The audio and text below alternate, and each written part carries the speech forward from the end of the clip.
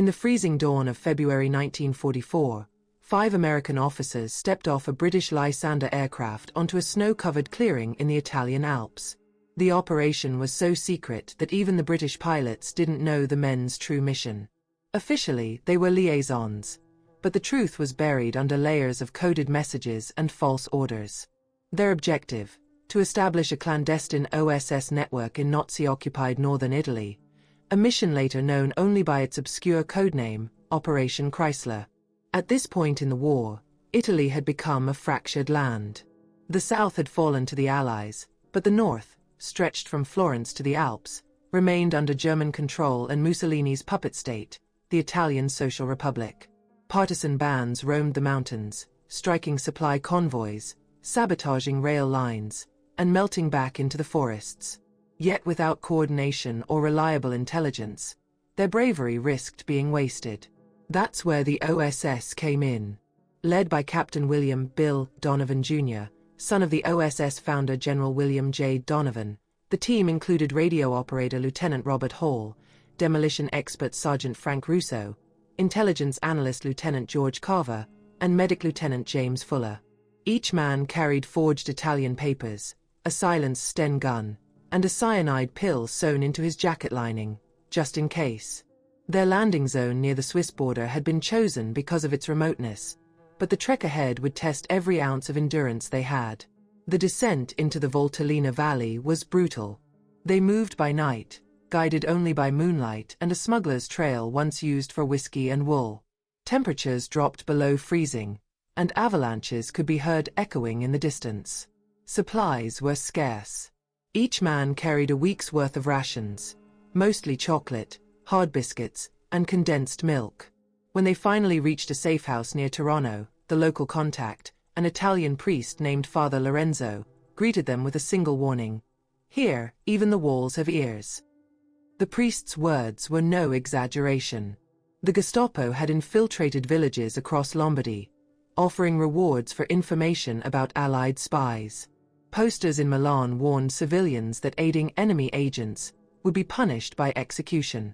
Yet, despite the fear, the Italian resistance, known as the Brigate Garibaldi, remained active, though deeply divided along political lines. The OSS team's first challenge was to bring unity to these scattered groups while avoiding exposure. For days, they used coded messages transmitted from a portable radio hidden in a wine cellar. Lieutenant Hall sent updates to OSS London under the call sign Silver Fox, relaying the strength and disposition of German panzer units retreating through the Pai Valley. But every transmission risked detection by German direction-finding trucks. As one British SOE officer later wrote, every message sent was a roll of the dice against death. Their breakthrough came in late March when a courier arrived from Milan with news that a major partisan leader, Commander Carlo Cattaneo, was willing to meet. The rendezvous took place in a secluded barn outside Sondrio. Cattaneo, a former railway engineer, spoke fluent English and carried a captured German Luger. "The Allies will win this war," he said, "but not without our eyes and ears."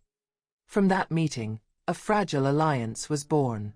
The OSS began to coordinate sabotage missions with the partisans, targeting fuel depots and bridges critical to German logistics. Using explosives airdropped by the RAF, Russo trained locals on how to set timed charges and delay fuses. Hall's radio messages began to fill with new intelligence: convoy schedules, troop strength, even sketches of fortified positions around Lake Garda. For the first time, London's intelligence maps of northern Italy began to make sense. Yet the strain of secrecy weighed heavily on the team. They lived among strangers, never using their real names, always unsure who might betray them. Hall kept a small leather notebook, writing by candlelight after each mission. One passage read, "We are ghosts here, seen by none, known by few. Our names will vanish, but maybe our work won't." Those words would later become one of the only surviving records of Operation Chrysler. By April, their success began attracting dangerous attention. A German patrol intercepted a partisan messenger carrying a coded list of drop zones, information that could only have come from someone close to the OSS network. Donovan's men were ordered to relocate immediately, burning all documents before moving south toward Lake Como. But as they packed their gear, they found one message had not gone through to London. The transmission logs showed interference, possibly jamming, or worse, interception. As they trekked down from the mountains, the weight of uncertainty grew heavier than their packs.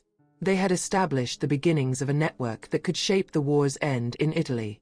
Yet, in the silence of those alpine valleys, a darker realization settled in. Someone knew who they were. And in the war of shadows, being known was the first step toward disappearing. By late April 1944, the men of Operation Chrysler had gone from cautious optimism to constant paranoia. The OSS network was expanding, but so were German patrols.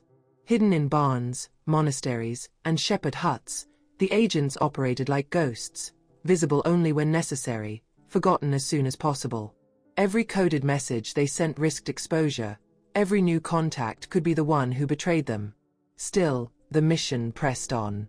They were now the thin line connecting the Italian resistance with Allied command in London. Their base of operations shifted frequently. Sometimes they worked from the stone cottages above Lake Como.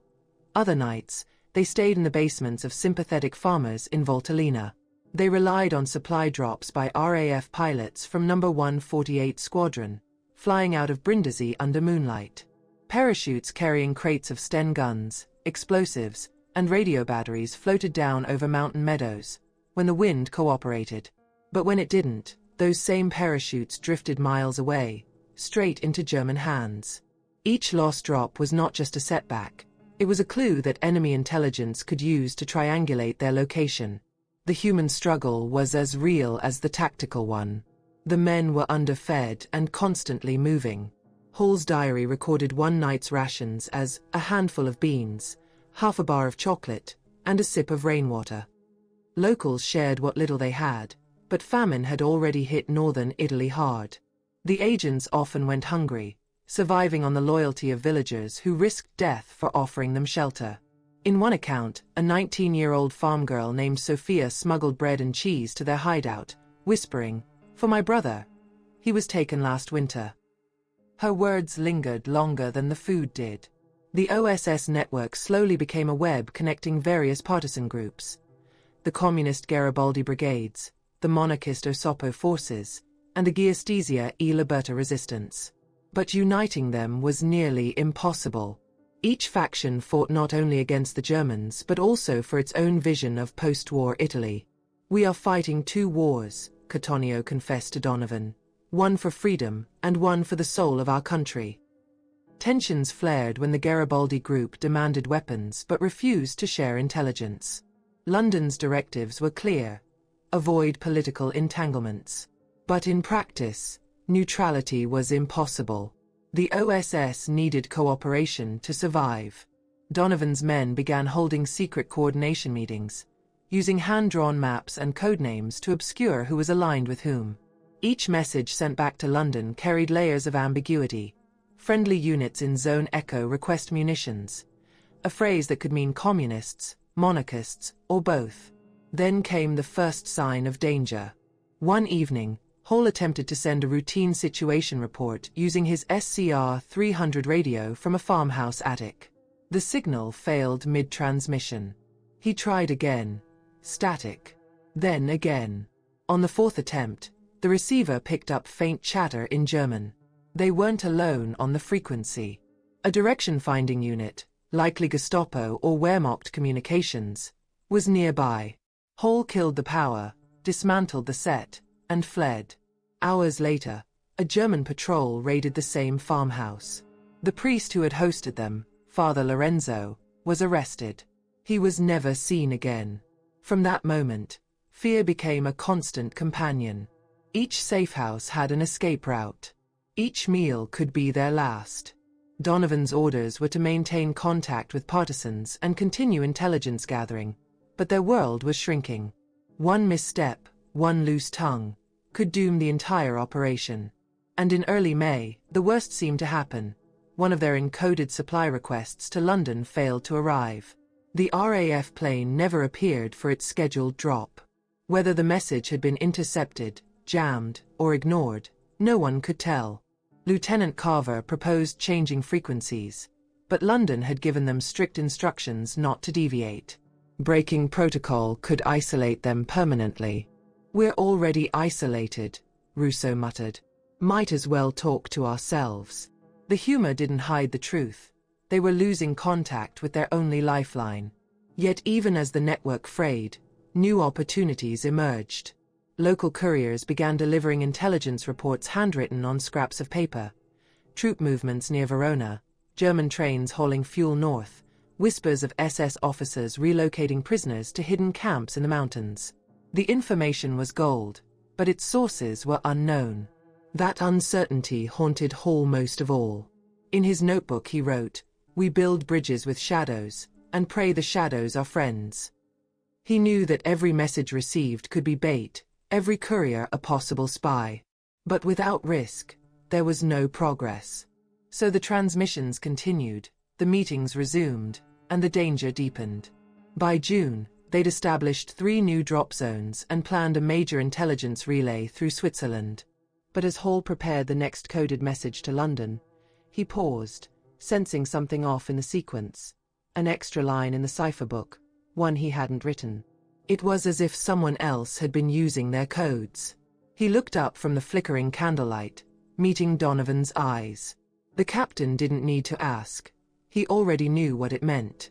Their secret network, painstakingly built across months of peril, might no longer be theirs. By the summer of 1944, the illusion of safety had evaporated. What began as whispers of betrayal turned into a haunting certainty. Someone inside or near the network was feeding information to the Germans. For the OSS agents hiding in the rugged valleys of Lombardy, trust had become a luxury they could no longer afford. Each message, each handshake, each promise carried the weight of suspicion. The first blow came in July, when a supply drop south of Lake Como never reached its intended recipients. Instead, local partisans reported that German soldiers were waiting at the drop site before dawn, combing the area as if they already knew the exact coordinates. A week later, a courier failed to arrive in Bergamo with the next set of codes. By the time word spread through the partisan channels, 2 Italian fighters had been captured and one of them, an old railway worker known as Mario, was executed in the town square. A crude sign hung around his neck. "This is the price of betrayal." Inside their mountain refuge, Captain Donovan gathered his men around a flickering oil lamp. "The Gestapo knows our routes," he said quietly. "Either we've been compromised, or they're reading our mail." No one spoke. The fear was palpable. Hall, the radio operator, later wrote, "It's a strange kind of loneliness when the air itself feels like an enemy." They decided to fracture the network temporarily to avoid a total collapse. Hall and Russo would remain near Sondrio to maintain radio contact. Carver would head north toward the Swiss border to scout for an alternate escape route. Donovan and Fuller would accompany the partisans south to coordinate sabotage missions on German supply trains near the Pi Valley. The split was risky, but necessary. Small groups could vanish more easily in the dense alpine terrain. In late July, reports from partisans suggested increased Gestapo activity in Bergamo and Lecco. German patrols, aided by Italian fascist militia known as the Brigate Nere, the Black Brigades, were conducting systematic sweeps of villages suspected of aiding the Allies.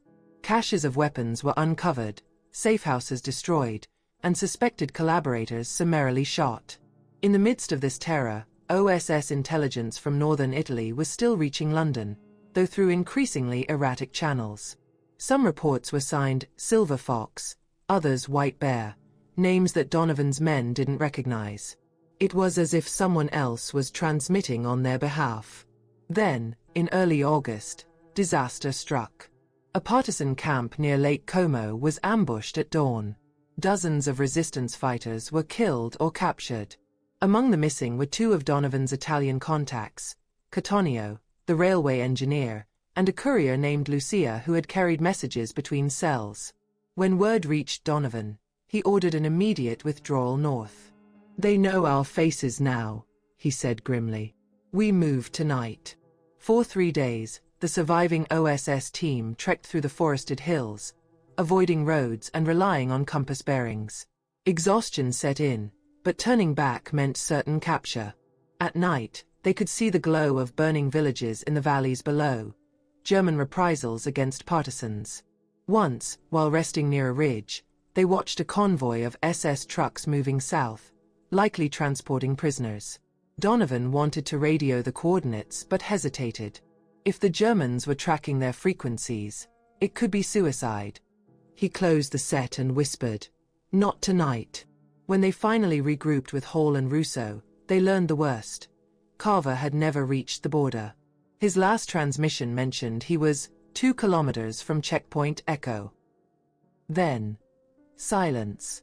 OSS London later filed him as missing in action, presumed captured. His disappearance confirmed their fear. The Germans had penetrated their lines. By September, Operation Chrysler was hanging by a thread. The Allies were advancing north from Florence, but the Germans still controlled the Lombardy region with ruthless precision. The OSS team's intelligence was critical to predicting German withdrawals, but their ability to communicate was deteriorating. Hall's last successful message to London read simply, "Enemy movements consistent with retreat. Local resistance decimated. Trust uncertain." Historians would later note that the intelligence sent during this period helped Allied planners anticipate German defenses along the Gothic Line. But for the men in the field, it felt like their work was disappearing into the void. They were ghosts sending whispers into the dark, unsure if anyone was listening. As September turned to October, the weather began to change. Snow crept down from the peaks, blanketing trails and hiding footprints. The mountains that once protected them now became a prison. Supplies dwindled. Radios froze. And with the Germans tightening their grip, even the partisans began to question whether the Americans were still alive, or already captured. One night, Hall opened his notebook and wrote a final entry under candlelight. Carver vanished between Bergamo and the border, presumed dead or worse. We are 5, perhaps 4. Still transmitting. Still hoping. When OSS headquarters reviewed the logs months later, they marked the entry with a single note in red pencil, "Source credible, status unknown." But in the shadow war of northern Italy, unknown was often another word for gone. By November 1944, the OSS presence in northern Italy was nearly invisible, by necessity, not by choice. The surviving agents were scattered, exhausted, and operating on fragments of information. The Gestapo's dragnet had decimated much of the resistance, and the Italian winter had descended hard over Lombardy. Yet from this isolation came a new plan, one that would rely on a daring replacement, a woman whose courage would define the next stage of Operation Chrysler. Her name was Margaret "Peggy" Welsh. At 29, she had already served in the Women's Army Corps and trained with the OSS in Cairo as a field courier. Fluent in Italian and French, she had been selected for her composure under pressure and her ability to disappear in plain sight. Her assignment: re-establish contact with the lost network, verify who remained loyal, and uncover the leak that had cost them so much. Welsh crossed the Swiss border disguised as a Red Cross nurse. Her papers identified her as Maria Gentili, a medical volunteer transporting bandages and quinine to rural clinics. Hidden within her medical supplies were microfilm rolls, each containing encrypted maps, cipher sheets, and the names of suspected double agents. The journey into occupied Italy was perilous. German checkpoints littered every major road. The only advantage Welsh had was her role. Few questioned a nurse tending to wounded civilians, even in war. Upon reaching the foothills near Tirano, she made contact with Father Lorenzo's replacement, an aging monk named Pietro, who sheltered her in a stone monastery. From there, she began her search for surviving operatives. Weeks of quiet observation paid off when she located Sergeant Frank Russo and Lieutenant Hall hiding in a shepherd's hut overlooking Lake Como. Both men were gaunt, their clothes ragged from months on the run. Hall recognized her code phrase immediately: "The light fades slower in the north." He responded as trained: "Only when the shadows stay still." Welsh brought food, fresh codes, and a spark of hope. But she also brought grim news. OSS London had intercepted German traffic indicating that a foreign command cell was still active in Lombardy. Worse, it appeared one of their earlier couriers had been working for the Sicherheitsdienst, the SD, the Nazi intelligence service. Her mission now expanded: find out who it was and shut them down before the network collapsed entirely. Operating under her Red Cross cover, Welsh moved between mountain villages, delivering medicine by day and intelligence by night. Her reports described the devastation: starving civilians, destroyed farms, and partisan leaders forced into hiding. Yet she also documented a pattern. Each time supplies were scheduled for delivery, German patrols appeared within hours. Someone was still leaking their plans. In late November, Welsh arranged a meeting with a partisan leader known as Commander Vanni, who claimed to control a network of safehouses near Letgo. He was charismatic, respected, and, according to OSS files, had once been trusted by Donovan himself. But during the meeting, Welsh noticed small inconsistencies. Vanni's knowledge of OSS signal procedures was too precise. His references to drop zones used months earlier were too detailed. After the meeting, she sent a coded report to London. One of ours may be one of theirs. The response came a week later, brief and chilling: confirm and contain. What followed was a tense game of deception. Welsh staged a false supply drop near a remote plateau, using an intentionally flawed cipher message. If the Germans intercepted it, it would confirm her suspicion. 2 nights later, a German patrol arrived at the exact coordinates. The trap worked. Vanni, or whatever his real name was the leak. But the revelation came too late. Before the OSS could move, he vanished into the mountains, taking with him lists of contacts, drop locations, and frequencies. When Hall learned of the betrayal, he reportedly smashed his radio against the wall, shouting, "Months of work, gone in one night." Welsh remained calm. "No," she said, "not gone, just buried deeper." Her composure steadied the team, but she knew their margin for survival was razor-thin. The Gestapo would soon close in.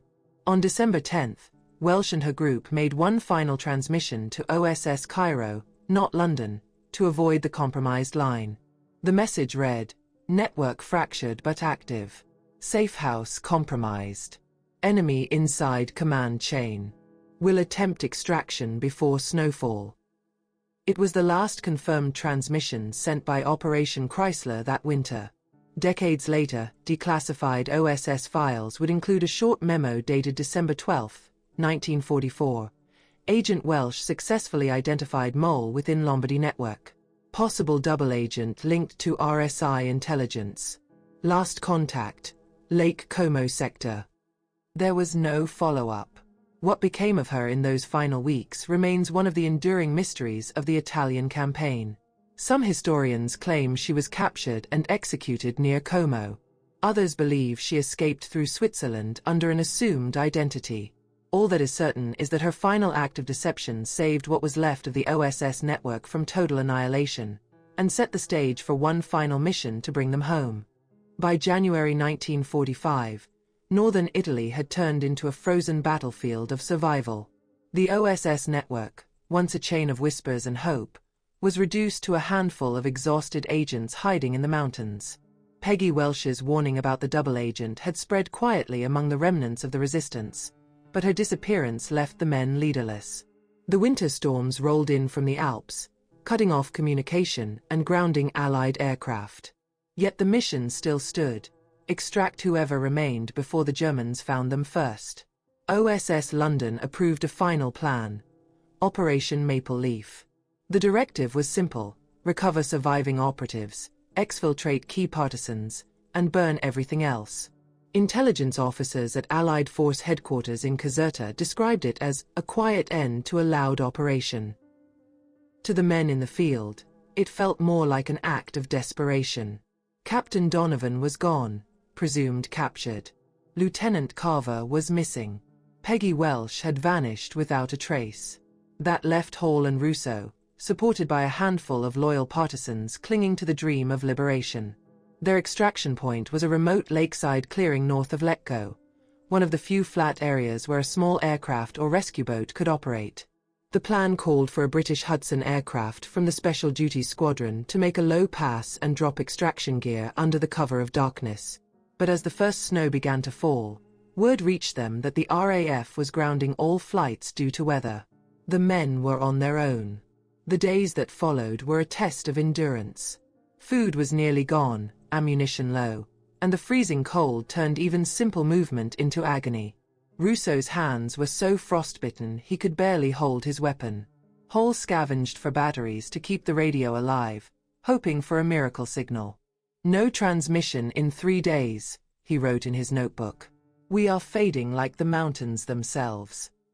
Desperate, they sent out scouts to find any trace of Peggy or the missing partisans.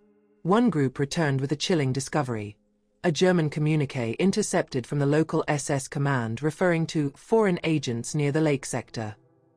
The document mentioned one female operative captured near Bologna, but offered no further details. Hall refused to believe it was her. If Peggy was taken, he told Rousseau, she wouldn't give them anything. Not her. Not ever. On January 20th, the small group attempted to signal Allied lines using an emergency flare sequence. The flare misfired, revealing their position to a nearby German patrol. Gunfire echoed through the mountains as the men scrambled for cover. 2 partisans were killed instantly. Hall and Rousseau fled into the forest, surviving only by crawling through snow-choked ravines. For 2 nights they hid among the rocks, too weak to move, eating snow to stay alive. Then, in one final attempt to reach London, Hall powered up the damaged radio.